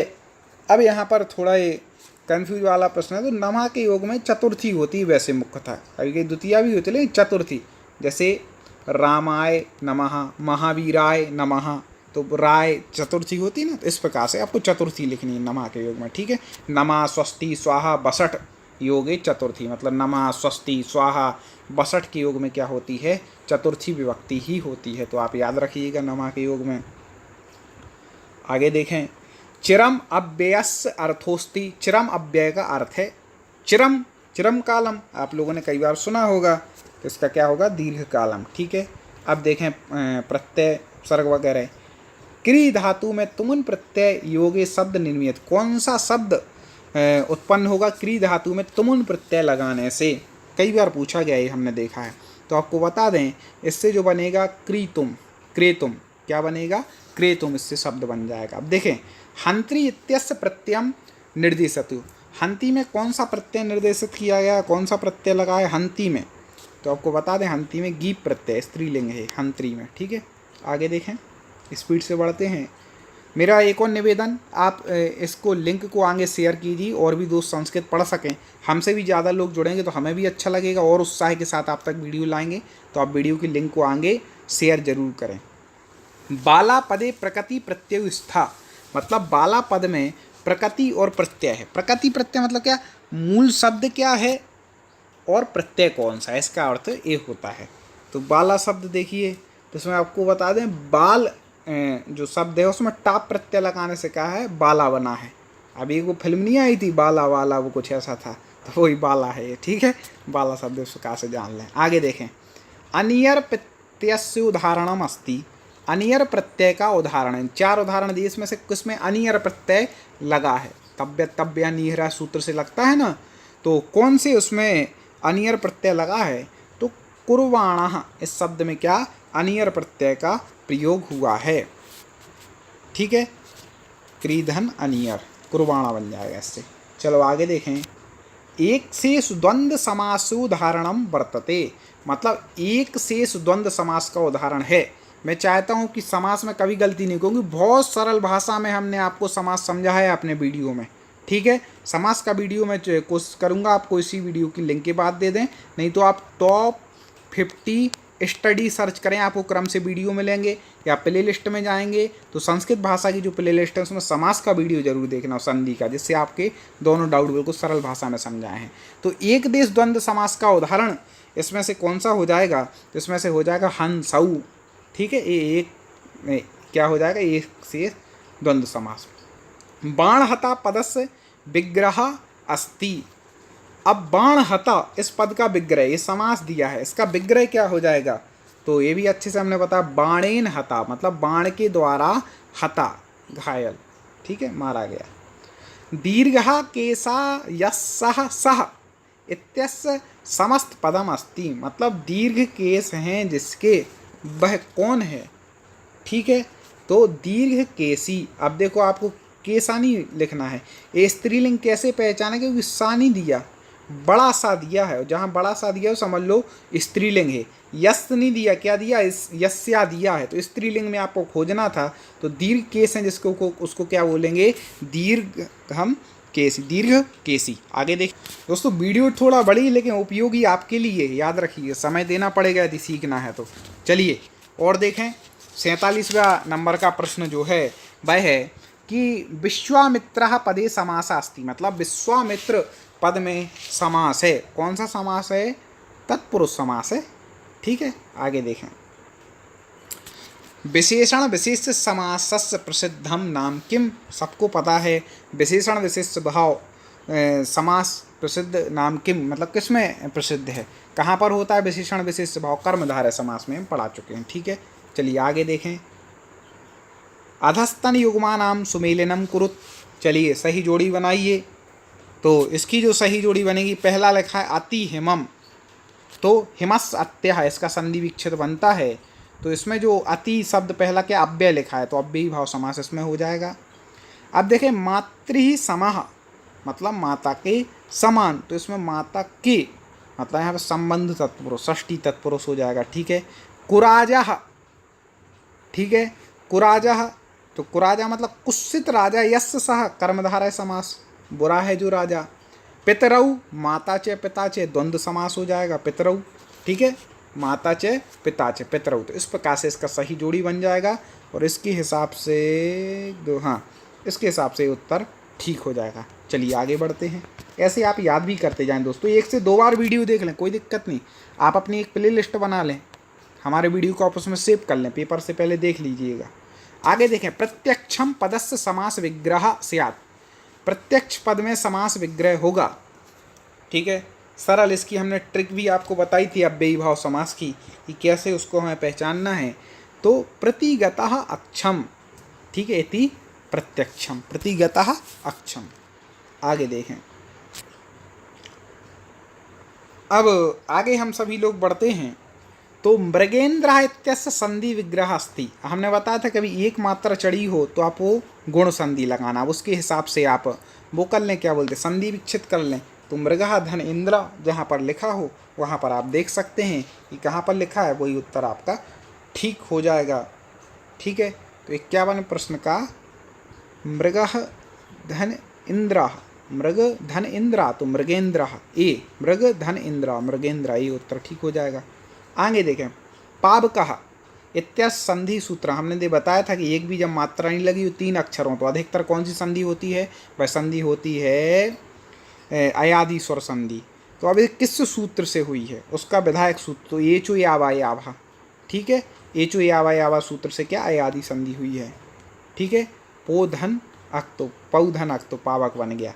उपरि धन आगतम, अत्र संधि रूपम अस्ति। उपरि धन आगतम, इसका संधि रूप क्या होगा, तो उपर्यागतम। ठीक है, उपर्यागतम ये यण संधि हो जाएगी। कौन सी संधि हो जाएगी, यण संधि। आगे देखें, अधोलिखितेषु यण संधि उदाहरणम अस्ति। निम्नलिखित में से यण संधि का उदाहरण है, चलिए बताइए जल्दी से। तो यदि धन अपि यद्यपि, ये कौन सी संधि का उदाहरण है, यण संधि का। यदि धन अपि कई बार पूछा गया। ठीक है, याद रख लीजिएगा। बहुत अच्छे से हम संधि पढ़ा चुके हैं, आपको बड़ी सरल भाषा में पढ़ाया है, कहीं उसमें शिकायत हो ही नहीं सकती। हाँ, आप वीडियो ना देखा हो तो वो आपकी गलती है, चैनल पे जाके प्ले लिस्ट में जाएं देखें। हीनः धन अपि इत्यस्य संधि अस्ति। हीनः धन अपि, हमने आपको पूर्व रूप पर रूप संधि भी पढ़ाई थी, अलग से वीडियो बनाया था उसका। तो क्या हो जाएगा, हीनोपि, पूर्व रूप संधि होगी। हीना धन अपि हीनोपि, पूर्व रूप संधि, याद रखिएगा, हम पढ़ा चुके हैं। जैसे आ है साइलेंट वाला या सचिन। ठीक है, तो ये पूर्व रूप संधि होती है, ये भी पढ़ा चुके। हन धातु लोट लकार अन्य पुरुष बहुवचने रूपम अस्ति। मतलब हन धातु के लोट लकार के अन्य पुरुष, प्रथम पुरुष को ही अन्य पुरुष कहते, याद रखिएगा, बहुवचन का रूप हो जाएगा। कौन सा हो जाएगा, हनंतु। ठीक है, हंतु हंताम हनंतु, ये बन जाएगा, हंतु हंताम हनंतु, बहुवचन में ये हो जाएगा। आगे देखें, सेव धातु लट लकार प्रथम पुरुष एक वचन। सेव धातु का लिट लकार, लिट लकार के रूप आपको पता है भविष्य काल में, प्रथम पुरुष एक वचन पूछा गया है, तो इसका जो बनेगा वह बनेगा सेविष्यते। क्या बनेगा, सेविष्यते, सेविष्यते, इस प्रकार से बन जाएगा। चलिए और प्रश्न देखते हैं दोस्तों। ऐसे प्रश्न एक वीडियो नहीं है, पहले भी कई वीडियो लाए हैं, आगे भी कई वीडियो आपके लिए लाएंगे। ये तो बिल्कुल कटिबद्ध हैं हम, आप भी कटिबद्ध हो जाएं पढ़ाई के लिए। ठीक है, लाइक अभी तक आपने कर ही दिया होगा, बस वीडियो पूरा होने के बाद शेयर और करना, तो हमारा भी काम पूरा होगा, आपका भी। लेकिन याद जरूर करना, शेयर करो ना करो, याद जरूर कर लेना। इस धातु लंग लकारे मध्यम पुरुष एक वचनम रूपम अस्ति। इस धातु के लंग लकार में मध्यम पुरुष का एक वचन में रूप क्या बनेगा। ठीक है, तो लंग लकार बहुवचन में होता है, तो क्या बनेगा, इच्छा। क्या बनेगा, इच्छा। आगे देखें, सुमेलिनम कुरु। अब इनको भाई सुमेलित कीजिए, किस शब्द में कौन सी व्यक्ति। शब्द रूप याद जरूर कर लेना मित्रों। कौन कौन से शब्द रूप याद कर लेना वो हम बता दे रहे। एक तो आप राम के कर लो, एक लता के कर लो, एक गुरु के कर लो जो बहुत ज़रूरी हैं, आपको जो बहुत ज़रूरत पड़ेगी उन शब्द के हम बता रहे हैं, कुछ तो हम डाल चुके हैं चैनल पे। और इसके अलावा आप कर लें हाँ, एक साहतौते वाले याद कर लें, वह शब्द के तद के, ठीक है। और एक ऐसे स्त्रीलिंग में कर लें, वह स्त्रीलिंग के लिए कर लें। और असमद सुमत के कर लें, ये आपके लिए बहुत उपयोगी साबित होंगे। अब देखो राम शब्द, रामा रामो रमा, अब तो राम ही किस में बनेगा वो आपको बतलाना है। तो राम ही जो बन जाएगा वह बनेगा तृतीया में, रामा रामो रामा रामम राम रामा रामेण रामाभ्यम रामई, तृतीया बहुवचन में, ठीक है। ए तस्मई, ठीक है, ए तस्मई चतुर्थी में बनता है ए तत् शब्द। इसके बाद सर्वस्यः, सर्वस्य ये बनेगा सर्वस्यः, सर्वधा उसमें बनेगा चतुर्थी पंचमी षष्ठी। हाँ, तो सर्व शब्द के रूप हम स्मरण यदि करें तो सर्वा सर्वे सर्वा, सर्वाम सर्वे सर्वस, सर्वस्या सर्वस्यः। ये थोड़ा सा कंफ्यूज मैं भी हो रहा हूँ, तो आपको बता दें ये जो सर्वा बनेगा पंचमी बन जाएगा, सर्वस्य पंचमी एक वचन, ठीक है। तो राम ही किस में बनेगा, थोड़ा सा मैं कंफ्यूज हो गया, सॉरी। हाँ, और ये तस्मई बनेगा चतुर्थी में, और फलस, फलस शब्द बनेगा षष्ठी में। इस प्रकार से ये बिल्कुल परफेक्ट हो गया। तो इसमें से किस में दिया है, हाँ 3 नंबर में इसका उत्तर ही सही दिया है। चलिए, कभी कभी बनता है लेकिन पढ़ाते हुए कन्फ्यूज हो जाते, क्षमा चाहता हूँ। चलिए आगे बढ़ें, लेकिन पढ़ाते सही है, कोशिश पूरी रहती कभी गड़बड़ ना हो। अधस्तन युग्मानाम समीचीनम सुमेलनम कुरुत। अब इसके फिर से ये समीचीन सुमेलित करना है, फिर से विभक्ति बनानी है। तो देखें अब देखें नदी, नदी हाँ, तो नदी हो जाएगी द्वितीय विभक्ति में बनेगा, ठीक है। अब है कबये, कबये चतुर्थी में बनता है, कवि शब्द की चतुर्थी, ठीक है, तो नदी इसमें हो जाएगा। चलो तव, तव बनता है षष्ठी में आपका। मई, मई बनेगा सप्तमी में। इस प्रकार से यहाँ पर ये बन जाएगा, ठीक है। नदी द्वितीय का, कबये चतुर्थी का, तव षष्ठी का और मई। यहाँ संस्कृत के प्रश्नों पर भी हमने चर्चा कर ली। अब हम 30 के मैथ के प्रश्न पर चर्चा करेंगे, जिसमें पेडागोजी भी होगी और साथ में मैथ के क्वेश्चन भी होंगे, दोनों चीज़ें इसमें होंगी 30 प्रश्न के लिए। उसके लिए बेस्ट हमारे यहाँ जो मैथ पढ़ाते हैं वो है अंजलि मैम, तो वो आपको यहाँ पर 30 प्रश्नों पर इसी वीडियो में चर्चा कर रही हैं। तो आप पढ़ते जाइए और कमेंट में उत्तर देते जाइए। चाहते हैं। हमारा आज का विषय है गणित। गणित से हालांकि सभी को डर लगता है, लेकिन यह इतना खतरनाक सब्जेक्ट नहीं है। तो आइए हम उसके रूपों को समझते हैं, और यहाँ मैं आपके साथ कुछ उसके प्रश्न सॉल्व करने वाली हूँ, जिसके लिए आपको मेरे इस चैनल को लाइक एंड सब्सक्राइब करना चाहिए। आप अपने साथ एक पेन और कॉपी लेके भी बैठ सकते हैं, जिससे कहीं कहीं मैं बीच में आपको नए नए शब्द बताऊंगी, जिससे आप खुद उसके बारे में अवगत हो सकते हैं। तो चलिए आइए चलते हैं हम अपने प्रश्नों की ओर। यहाँ पर हमारे पास प्रश्न नंबर 1 से 30 तक कुछ प्रश्न दिए हुए हैं, जिसका हम उपयोग करेंगे। चलिए चलते हैं हमारे पहले प्रश्न की ओर। हमारा पहला प्रश्न है, कक्षा 4 के अधिकतर विद्यार्थी सोचते हैं कि दो संख्याओं के गुणन से प्राप्त संख्या सदैव दोनों संख्याओं से बड़ी होती है। यह आप कैसे प्रदर्शित करेंगे कि यह सदैव सत्य होता है कि नहीं? अगर हम 3 संख्या का 5 से गुणा करते हैं, 3 इंटू 5, तो हमें आंसर तो 15 मतलब 15 प्राप्त होगा। यह दोनों संख्याओं से बड़ा है। So the correct answer is D. Okay, दो संख्याओं के गुणन से प्राप्त संख्या सदैव दोनों संख्याओं से बड़ी होती है। ग्रिड पेपर पर दो दशमलव संख्याओं के गुणन को प्रदर्शित करके कक्षा 4 के शिक्षार्थी को दिखा सकते हैं कि यह कथन सदैव सत्य नहीं होता है। चलिए चलते हैं हम अपने दूसरे प्रश्न की ओर। प्राथमिक स्तर पर शिक्षार्थियों को माप का संदर्भ पढ़ाने के लिए निम्नलिखित में से कौन सा कथन सत्य है? हमें उन्हें यह बताना है कि कौन सा कथन उनका सत्य है। तो द आंसर इज बी, प्रामाणिक मापों का उपयोग अप्रामाणिक मापों के बाद करना चाहिए। अर्थात प्राथमिक स्तर पर शिक्षार्थियों को माप का संदर्भ पढ़ाने के लिए प्रामाणिक मापों का उपयोग अप्रामाणिक मापों के बाद करना चाहिए। पहले हमें उन्हें अननोन चीज़ें बतानी चाहिए। अननोन मतलब जो उनके ज्ञान में नहीं है। फिर उसके बाद हम प्रामाणिक मतलब जो उनके नोन में जो जानते हैं उसके बारे में हमें बताना चाहिए। इससे मापन में त्रुटियों का पता चलता है और प्रामाणिक माप का महत्व पता चलता है। इससे वे ये जान सकते हैं कि हमने मापन सही तरीके से किया है कि नहीं। चलिए चलते हम अपने तीसरे प्रश्न की ओर। वास्तविक जिंदगी से गणित का संबंध बनाने के लिए और अंतर विषयों को विकसित करने के लिए निम्नलिखित में से किन मूल्यांकन योजनाओं का प्रयोग किया जाता है। अगर हमें अपने डेली लाइफ में इसका उपयोग करना है तो हम किन योजनाओं का उपयोग करेंगे, किन मूल्यांकन को जानेंगे। सो द आंसर इज डी, क्षेत्रीय भ्रमण सर्वेक्षण परियोजना। आप देखते होंगे कि यदि हम प्रैक्टिकल नॉलेज लेते हैं तो वह हमारे लिए सर्वाधिक उपयोग होता है इंस्टीड ऑफ फिजिकल नॉलेज और इंस्टीड ऑफ थियोरेटिकल नॉलेज। अगर हम उस चीज़ को अपने दैनिक जीवन में उपयोग करते हैं तो हम उससे बहुत अच्छे से अवगत हो सकते हैं। वास्तविक जिंदगी से गणित का संबंध बनाने के लिए और अंतर विषयों को विकसित करने के लिए क्षेत्रीय भ्रमण सर्वेक्षण व परियोजना का उपयोग किया जाता है। इसलिए आजकल स्कूलों में बच्चों को इंडस्ट्रियल विजिट या फिर अलग अलग साइट पर ले जाकर दिखाया जाता है कि यह अध्याय, यह चैप्टर हमारे लिए किस प्रकार उपयोगी है और इसका हम कहाँ कहाँ उपयोग कर सकते हैं। चलिए हम आगे चलते हैं प्रश्न नंबर 4 की ओर। गणित के कक्ष में दृष्टिबाधित के लिए निम्नलिखित में से किसका प्रयोग शिक्षा के साधनों के रूप में किया जाता है। So the answer is C. Correct answer is C. Taylor का गिनतारा computer geoboard. Geoboard में क्या होता है कि छोटे छोटे से छिद्र होते हैं जिसके द्वारा दृष्टिबाधित व्यक्ति अपने हाथ के स्पर्श के द्वारा पता कर सकता है कि इस बोर्ड में क्या लिखा हुआ है।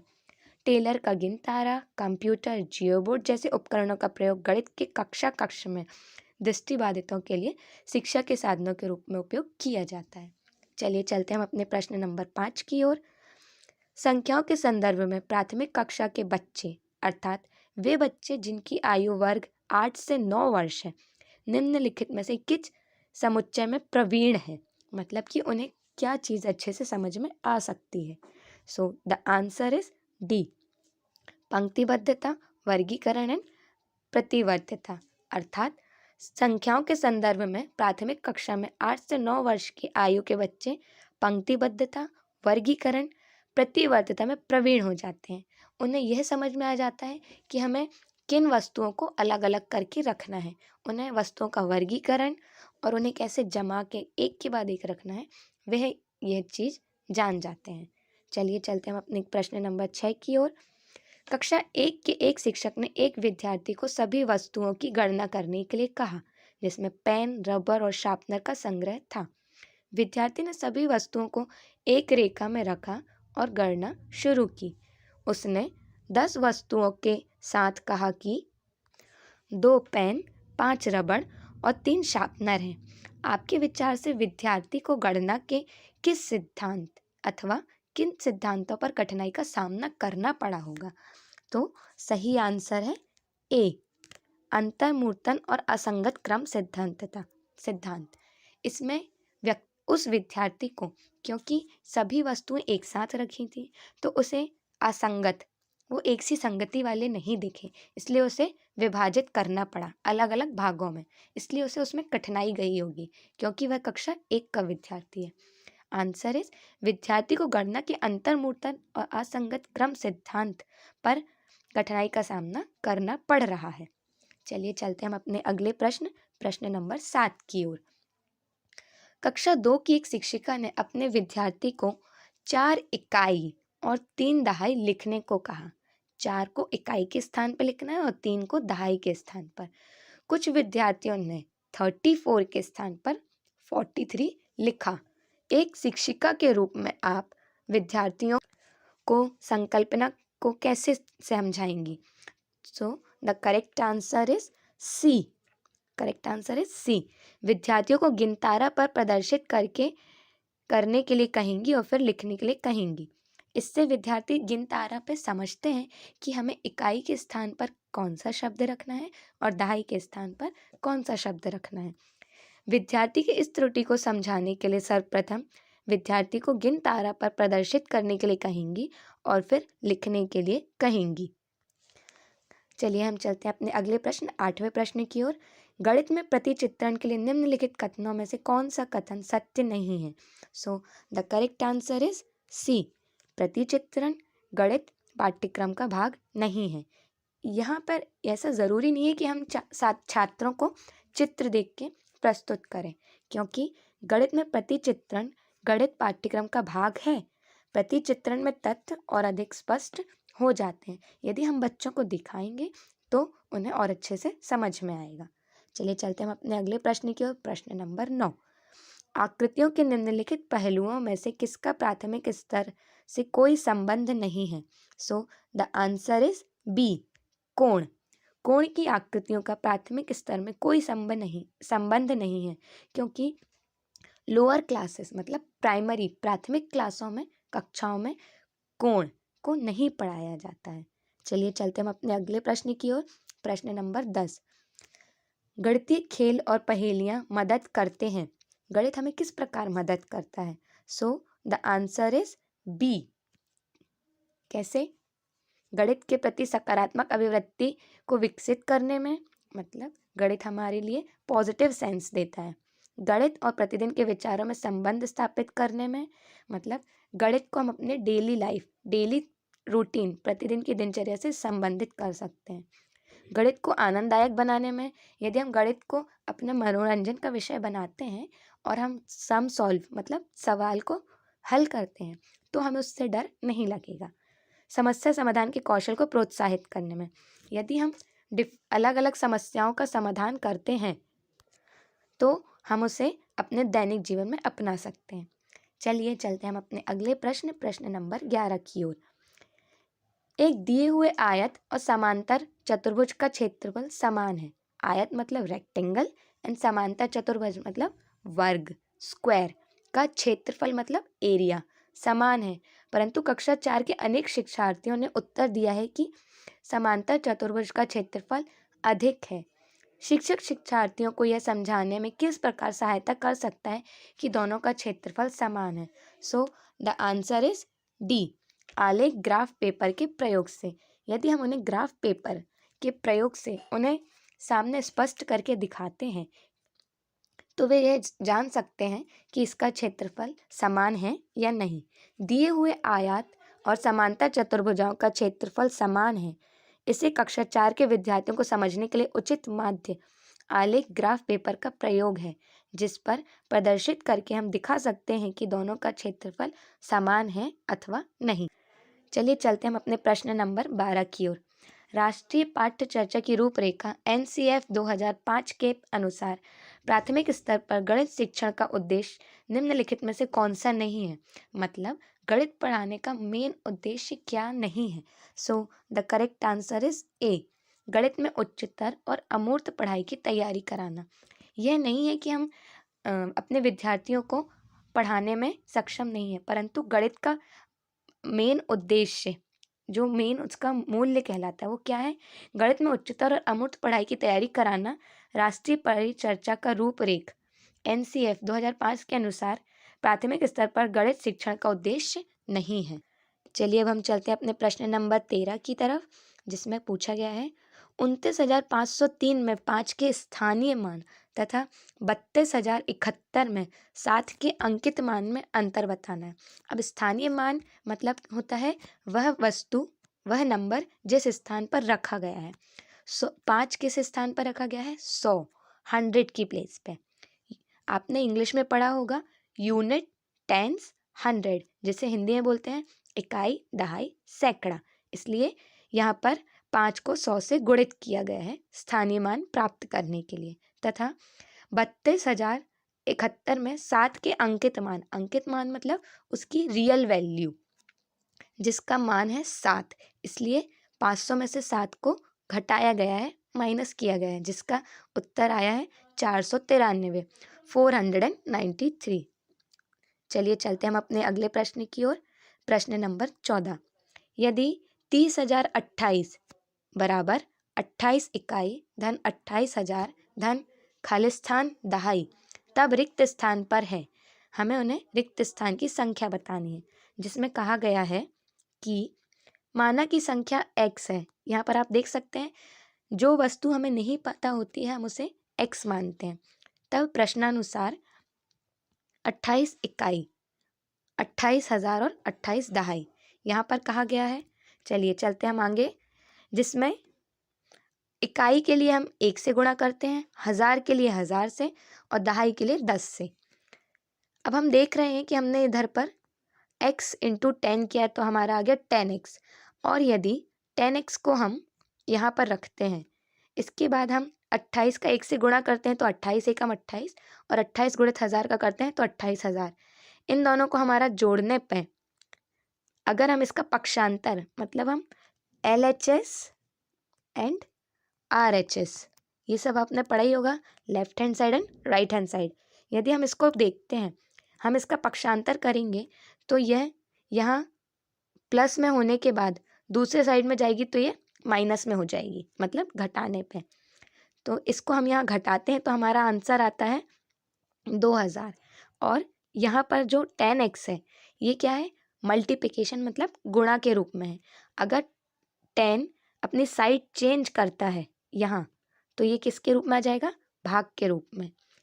ये आपने सभी ने पढ़ा है, left hand side right hand side, इसको हम डिवाइड करेंगे तो आंसर आएगा क्या, 200।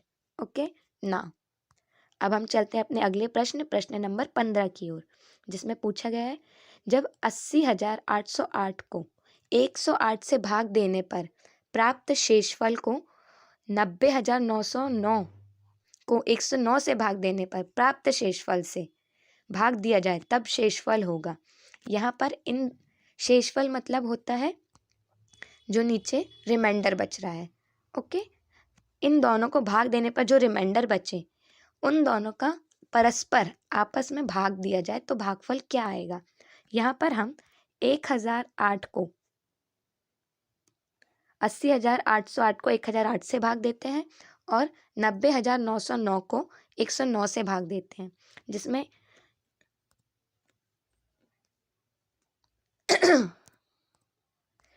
जिसमें 1008 का भाग देने पर यहाँ पर 24 शेषफल बचता है और यहाँ पर 3 शेषफल बचता है। तो इसके लिए हम इसको आगे भाग देंगे तो जिसका आंसर आएगा 8। सो द करेक्ट आंसर इज 8। चलिए हम चलते हैं अपने अगले प्रश्न नंबर 16 की ओर। यहाँ पर मैं आपको बीच बीच में इंग्लिश की टर्मिनोलॉजी भी बता रही हूँ जिसको आपको अपने साथ कॉपी में लिखना है। चलिए चलते हैं हम अपने प्रश्न नंबर 16 की ओर, जिसमें कहा गया है कि 603 गुणित 28 बराबर 63 गुणित 4 गुणित खालिस्तान तक रिक्त स्थान पर संख्या है। यहाँ पर रिक्त स्थान की संख्या पूछी गई है तो यहाँ पर हमको बताना है ये दोनों इक्वल हैं। यहाँ पर हमें इक्वल का साइन दिया हुआ है। अब यहाँ पर हम जैसे जानते हैं कि LHS एंड RHS, इसको हम जानते हैं सभी। इसका पक्षांतर करने पर 603 गुणित 28 is equals to 63 into 4 into x, इसका हम यहाँ पर पक्षांतर करेंगे तो ये यहाँ भी गुणा में है और उस साइड जाके इसका पक्ष चेंज होने पर ये भाग में आ जाएगा। तो यहाँ पर हमने भाग दिया हुआ है जिससे आंसर आया है 67 मतलब 67। सो द करेक्ट आंसर इज 67। चलिए चलते हैं हम अपने अब अगले प्रश्न की ओर, प्रश्न नंबर 17। प्रश्न नंबर 17, 200 और 400 के बीच में 30, 45 तथा 60 का सबसे छोटा सर्वगुणज भागित 15, 24 तथा 45 का सबसे बड़ा सार्वगुणनखंड बराबर है। मतलब हमें सबसे पहले इसका सर्वगुणज निकालना है और 15, 24 और 45 का सबसे बड़ा सार्वगुणनखंड निकालना है। यहाँ पर सर्वगुणज का आशय है लघुत्तम समापवर्तक से, जिसे हम LCM भी बोलते हैं, lower common multiplication. Okay now तो हमने यहाँ पर उसका LCM निकाला हुआ है जिसका आंसर हमें 180 मिला है। Now come to the next point. अब उन्होंने बोला है कि उन्होंने क्वेश्चन में हमसे यही पूछा था कि जो इसका सबसे लोअर कॉमन फैक्टर है वो 200 से 400 के बीच होना चाहिए, परंतु वह नहीं है, इसलिए हमने उसमें 2 से गुणा किया है जिसका आंसर आया है 360। 360 जो नंबर है वो 200 से 400 के बीच का है, तो यह हमारा सार्वगुणज मतलब लोअर कॉमन फैक्टर है। ठीक है, चलिए अब हम आगे चलते हैं। उन्होंने बोला था कि 15, 24 और 45 का सबसे बड़ा सार्वगुणनखंड अर्थात महत्तम समावर्तक, मतलब जिसे हम कहते हैं HCF। आपने सुना होगा HCF, हायर कॉमन फैक्टर। तो यहाँ पर सबसे बड़ा हायर कॉमन फैक्टर क्या है? 3। यहाँ पर हम उनकी अगर फैक्टराइजेशन करते हैं तो उसका हायर कॉमन फैक्टर क्या है? 3। हम उस 3 को लिखेंगे। हमें मिला था यहाँ पर 360 और यहाँ पर मिला है 3। उन दोनों का भाग देने पर, तो यहाँ पर हमने भाग दिया हुआ है, जिससे इसका आंसर आया है 120। Okay, the correct answer is 120। Now come to the one next question. प्रश्न नंबर 18। एक संख्या 100 के आधे से छोटी है और 4 दहाई तथा 5 दहाई के बीच में है। इसकी इकाई का मान दहाई के अंक से 1 कम है।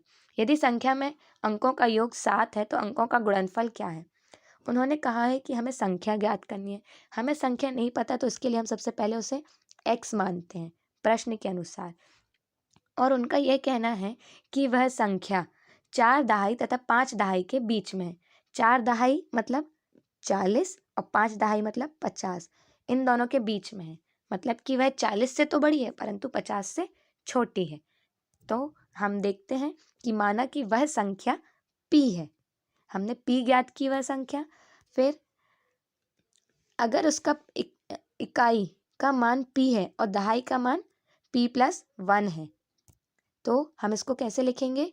p+p+1 is equals to 7। मतलब कि यह हमारा इकाई का अंक हुआ और यह हमारा दहाई का अंक हुआ। इसे हम लिखेंगे p+p क्या होता है? 2p। Okay, then +1। इसको हम क्या करेंगे? यहाँ +1 में है, यह पक्षांतर होगा तो ये हो जाएगा -1 हुआ, तो आंसर आया हमारा 6। अब उसको हम 2p इज इक्वल्स टू 6 लिखते हैं। इसके बाद p यहीं पर रहेगा और 2 पक्षांतर होगा तो आंसर आएगा 3। Okay, now so the correct answer is our p value is 3। इसके बाद ये हमारी इकाई की वैल्यू 3 आई है और दहाई की वैल्यू 3 + 1 4 मतलब 43। So the correct number is 4 × 3 12। Now come to our next question. हमारा प्रश्न अगला 19। किसी विद्यालय में 360 विद्यार्थी हैं, जिनमें से 2/3 लड़कियां हैं और शेष लड़के हैं। लड़कों की संख्या के 3/4 खिलाड़ी हैं। जो खिलाड़ी नहीं हैं उन लड़कों की संख्या बतानी है। तो सबसे पहले हमें क्या दिया हुआ है? कुल विद्यार्थी कितने दिए हुए हैं? 360, जिसमें से 2/3 लड़कियां हैं। तो 360 का हम 2/3 निकालते हैं तो उसका वैल्यू क्या आती है? 240। अब उन्होंने बोला है कि सबसे पहले हम लड़कों की संख्या फाइंड आउट करेंगे। टोटल में से हम 240 माइनस करते हैं तो हमारा आंसर क्या आता है? 120। 120 क्या है? लड़कों की संख्या। अब देखते हैं, लड़कों की संख्या में से उन्होंने बोला है कि 3/4 लड़के हैं जो खिलाड़ी हैं। तो यहाँ पर हम 120 का 3/4 निकालते हैं मतलब 90 उनके क्या है?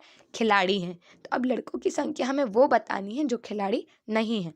तो यहाँ पर 120 में से हम 90 घटा देते हैं तो हमारा करेक्ट आंसर बचता है 30। मतलब कि लड़कों की संख्या जो खिलाड़ी नहीं है वो क्या है? 30। चलिए हम चलते हैं अपने अगले प्रश्न 20 की ओर।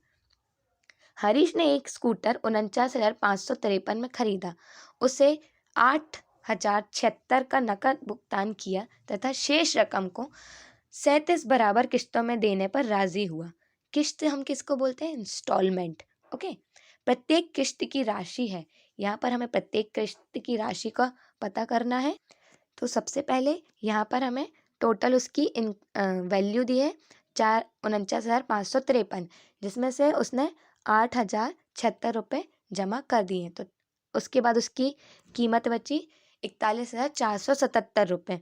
अब वह उसने 37 किस्तों में उसको बांधा हुआ है, इसलिए हम उसको 37 से डिवाइड करेंगे। मतलब कि एक किस्त की वैल्यू 1121 रुपये 1121 रुपये आएगी। सो the correct answer is D. चलिए हम चलते हैं अपने अगले प्रश्न की ओर। एक रेलगाड़ी हैदराबाद से शुक्रवार को समय 13:15 पर चली और शनिवार को बेंगलुरु समय 7:30 पर पहुंची। यात्रा में लगा समय, हमें यात्रा का टोटल समय बताना है। तो सबसे पहले तो हम यह देखेंगे कि जो 13:15 है ये हमारा 24 आवर वाली क्लॉक से रिलेटेड है। ओके, तो इससे हमें देखना है 13:15 अर्थात 1:15 और ये कौन सा समय लग जाता है, PM मतलब दोपहर का समय। चलिए हम आगे बढ़ते हैं।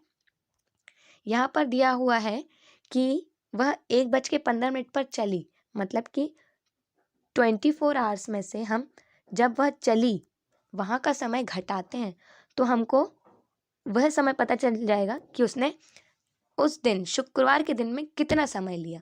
तो शुक्रवार के दिन में उसे 10 घंटे 45 मिनट लगे। अब अगले दिन शनिवार के दिन जब वह सुबह 7:15 पहुंची तो यात्रा का कुल समय बताना है हमें।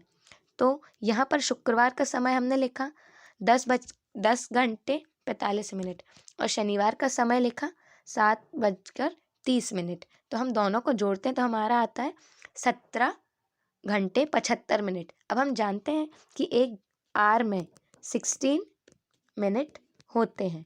तो यहाँ पर जो हमें 75 दिया हुआ है इसको हम 1 आवर में कन्वर्ट करते हैं तो 17 + 1 18। फिर हमारे पास 75 में से अगर हम 60 घटा देंगे तो हमारे पास कितने मिनट बचेंगे, 15। तो ये हमारे पास 15 मिनट बचे हैं, अर्थात हमें उसको 18 घंटे 15 मिनट लगे। चलिए हम चलते हैं अपने अगले प्रश्न नंबर 22 की ओर।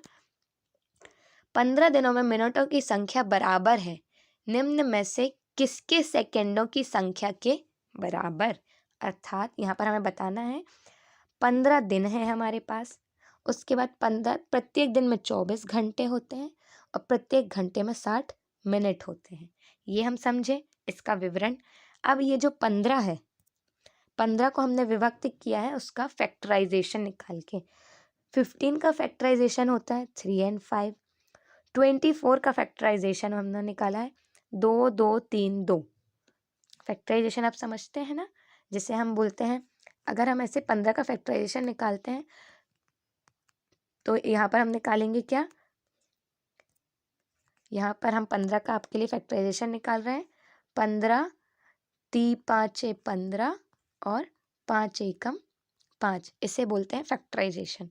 इसी प्रकार हम 24 का भी निकालेंगे। फिर इसमें हम देखते हैं कि यहाँ पर हमारा 60 हमने लिखा हुआ है, यहाँ पर हमने दूसरा एक और जिसे हम बोलते हैं वैल्यू बनाना, 3 2 ज़ा 6 और फिर जो हमारी रिमेनिंग पार्ट बचे हुए हैं 5 2 3 2, इससे हमारा क्या बनेगा, मल्टीप्लिकेशन 60 का। तो इसके लिए हमें 6 दिन 6 मिनट और 6 घंटे, जिसे हम क्या 6 मिनट, ये 6 घंटे हैं हमारे, ये 60 मिनट है और 60 सेकंड है। तो 6 घंटे में सेकंडों की संख्या हमें प्राप्त हुई। चलिए हम चलते हैं अपने अगले प्रश्न की ओर। प्रश्न क्रमांक 23। संतरे के 15 लीटर 256 मिलीलीटर जूस को गाजर के 19 लीटर 714 मिलीलीटर जूस में मिलाया जाता है। इस मिश्रण में से 12 लीटर 750 मिलीलीटर जूस प्रयोग में लाया जाता है और शेष को बोतलों में भरा जाता है, जहाँ प्रत्येक बोतलों में 250 मिलीलीटर जूस आता है। बोतलों की हमें यहाँ पर संख्या बतानी है। तो हमें यह पता है कि संतरे का जूस कितना है, 15 लीटर 286 मिलीलीटर, और गाजर का जूस कितना है, 12 लीटर 19 लीटर 714 मिलीलीटर। तो टोटल हमारे पास कितना हुआ, 35 लीटर। 35 लीटर जूस हुआ। अब उन्होंने बोला है कि 12 लीटर 750 मिलीलीटर जूस का प्रयोग करने के बाद, मतलब 35 लीटर में से 12.750 का उपयोग हो चुका है। तो हमारे पास कितना जूस और बचा हुआ है, 22.250 लीटर। अब हमें इसे मिलीलीटर में कन्वर्ट करना है, जिससे हम बोलते हैं 1 litre is equals to 1000 millilitre. Okay, ये आप यूनिट अपने पास लिख सकते हैं। चलिए, तो इसको हमने कन्वर्ट किया है, तो हमारा ये इसकी वैल्यू कन्वर्ट हुई है 22,250 मिलीलीटर में। अब हमसे कहा गया है कि एक बोतल में 250 मिलीलीटर जूस भरा जाता है, तो हमें बोतलों की संख्या प्राप्त करनी है। तो हमारे पास टोटल 22,250 मिलीलीटर जूस था और एक बोतल में 250 मिलीलीटर भरा जाएगा। इसको भाग देने पर हमें बोतलों की संख्या 89 प्राप्त हो गई है। चलिए अब हम चलते हैं अपने अगले प्रश्न नंबर 24 की ओर, जिसमें हमें बताया गया है खजूर प्रति किलोग्राम कीमत। खरबूजा की बताई गई है 18 रुपये 50 पैसे, चेरी की बताई गई है 72 रुपये, अंगूर की 120 रुपये 60 पैसे और सेब की 78 रुपये 40 पैसे। रेशमा ने 4 सही 1/2 किलोग्राम खरबूज, 1 किलोग्राम 200 ग्राम चेरी, 250 ग्राम अंगूर और 1 सही 3/4 किलोग्राम सेब खरीदा। उसने दुकानदार को 500 रुपये का नोट दिया, उसे कितने रुपए वापस मिलेंगे? तो यहाँ पर हमने पहले जो ये है हमें वैल्यू किस में मिस फ्रैक्शन में दी हुई थी, इसको हम फ्रैक्शन मतलब पॉइंट में कन्वर्ट करेंगे। अब हमें इसमें पॉइंट में कन्वर्ट करने के बाद 1 किलोग्राम की वैल्यू दी हुई है, उसे हम गुणा करेंगे, सभी की वैल्यू को एक दूसरे से मल्टीप्लाई करेंगे, तो हमें इसका टोटल मान पता चल जाएगा। हम टोटल मान का यहाँ पर जोड़ते हैं तो हमें ये पता चलेगा कि उसने कितने रुपए के फल खरीदे। अब यहाँ पर फल खरीदने के बाद उसने 500 रुपये दिए हुए थे दुकानदार को, तो हम उसे घटाएंगे और यहाँ पर हमको उसकी जो रिमेनिंग अमाउंट है वो दुकानदार उसको वापस करेगा। चलिए अब हम चलते हैं अपने अगले प्रश्न नंबर 25 की ओर, जिसमें कहा गया है साबुन की एक टिकिया का आकार 7 सेंटीमीटर 5 सेंटीमीटर और 2.5 सेंटीमीटर है तथा दो पेटियों में जिनकी आंतरिक माप 56 सेंटीमीटर 0.4 मीटर तथा 0.25 मीटर है, साबुन की इन टिक्कियों की अधिकतम कितनी संख्या पैक की जा सकती है? यह हम देख रहे हैं कि यह क्या है, घनाभ, जिसे हम क्या बोलते हैं, क्यूबॉइड, CUBOID क्यूबॉइड बोलते हैं। चलिए देखते हैं प्रत्येक टिकिया का आयतन जिसे हम क्या बोलते हैं, आयतन को जिसे हम वॉल्यूम भी बोलते हैं। ठीक है, आपको वॉल्यूम का फॉर्मूला पता है, length into breadth into height. ठीक है, चलिए हम आगे बढ़ते हैं। हमने इन तीनों का गुणा किया तो हमें इसका उत्तर प्राप्त हुआ। चलिए यहाँ पर हम देखते हैं कि अगले में बताया गया है कि एक तो हमारी किसमें है, सेंटीमीटर में, अगली दो जो यूनिट है वो हमारी किसमें है, मीटर में। तो इसको पहले हम सेंटीमीटर में कन्वर्ट करेंगे, इसके लिए हमें इससे 100 से गुणा करना पड़ेगा। यहाँ पर हमने 100 से गुणा किया हुआ है क्योंकि 1 मीटर इज इक्वल्स टू होता है 100 सेंटीमीटर। गुणा करने के बाद हमको वैल्यू यहाँ पर मिलेगी जिसे हमने दर्शाया हुआ है। अब हमारे पास एक साबुन की लेंथ ब्रेथ हाइट दी हुई है और टोटल पेटी की भी लेंथ ब्रेथ हाइट दी हुई है, जिसे हमें भाग करने पे पता चल जाएगा कि एक पेटी में साबुनों की कितनी संख्या आ रही है, 640। अब यहाँ पर दो पेटियों की पूछी गई है, इसलिए हम 2 से गुणा कर देंगे तो हमारा उत्तर आएगा 1280। मैं यहाँ पर जो आपको बीच बीच में फॉर्मूले बताती जा रही हूँ, कृपया कर आप उसे अपनी नोटबुक में लिखते जाएं। चलिए हम चलते हैं अपने प्रश्न नंबर 26 की ओर। किसी आयत की लंबाई उसकी चौड़ाई की 3 गुना है और उसकी चौड़ाई का 1 वर्ग की भुजा का आधा है, जिसका परिमाप 72 सेंटीमीटर है, तब यहाँ पर हमें बोला गया है कि वर्ग की भुजा का परिमाप 72 दिया हुआ है, तो हम पहले उसका भुजा की वैल्यू जिसे हम बोलते हैं इकाई निकालेंगे। तो सबसे पहले हमने यहाँ क्या देखा कि वर्ग का परिमाप अर्थात perimeter of square is equals to 4 into side. Okay, ये हमने देखा। फिर उसके बाद हमने देखा उसको भाग दिया तो हमारी भुजा का माप कितना आया, 18 सेंटीमीटर। अब प्रश्न के अनुसार कहा गया है कि जो आयत की चौड़ाई है वह वर्ग की भुजा की आधी है, तो वर्ग की भुजा आई है 18 और उसका आधा आया है 9। ठीक है, तो यहाँ पर हमने देखा है कि आयत की चौड़ाई क्या आई है, 9 सेंटीमीटर।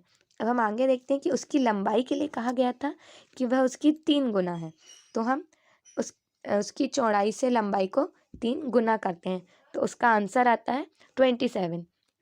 अब यहाँ पर आयत का परिमाप पूछा है अर्थात पेरीमीटर ऑफ रेक्टेंगल, जिसे हम बोलते हैं 2 इंटू लेंथ प्लस ब्रेथ, मतलब 2 गुणित लंबाई धन चौड़ाई, जिसमें हम इसकी वैल्यू रखेंगे और हमारा आंसर आएगा 72। चलिए अब हमारे अगले प्रश्न में पूछा गया है कि निम्नलिखित में से कौन सा कथन सही नहीं है।